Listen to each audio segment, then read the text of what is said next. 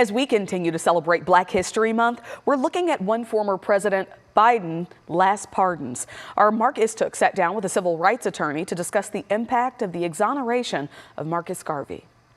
Celebrating Black History Month. Before he left office, former President Joe Biden posthumously pardoned Black nationalist Marcus Garvey, whose work influenced Malcolm X and other civil rights leaders. But he was convicted of mail fraud in the 1920s, though some questioned that conviction's legitimacy, and his sentence even commuted by then President Calvin Coolidge. And now the long-awaited pardon. Joining us is Justin Moore, who is a civil rights attorney here in Dallas, and you were directly involved in this effort to try to secure that posthumous pardon for Marcus Garvey. You even had a call with President Joe Biden about it. Had to be great news to find out that pardon was going to happen. I'm curious about the conversation with the president leading up to that, though. What did you two guys discuss that led him to this decision? Well, thanks for having me. So the conversation was really weird. I was in the grocery store. I think I was in the produce section, and I get a call from a close friend of mine, and he's extremely close with the Biden family. He advises the president.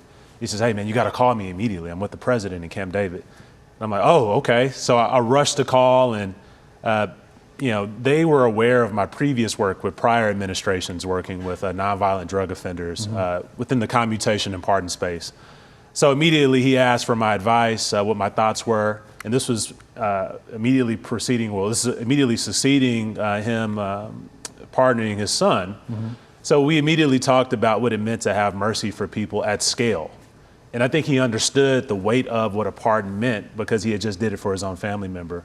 And I asked him to share that type of grace with other folks, not just nonviolent drug offenders, but also for people who had been maliciously prosecuted in the past, like Marcus Garvey.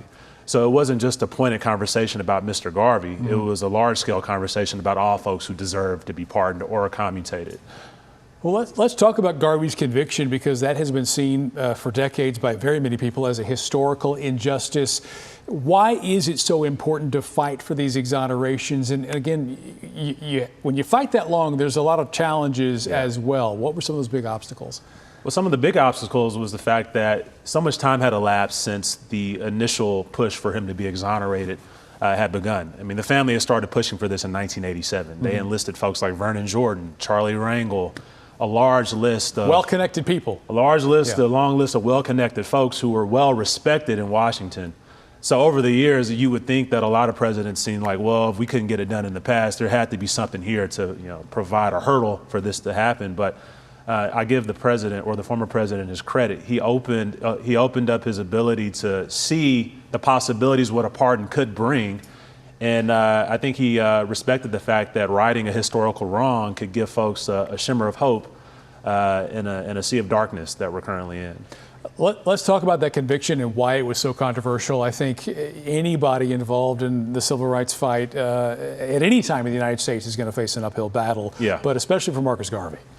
Well, I mean, at the time, this is when the FBI was still at its advent, so to speak, and you had J. Edgar Hoover launching these very aggressive, malicious prosecutions of Black social justice heroes and organizers. And Marcus Garvey, he had his sights set on destroying and dismantling his organization.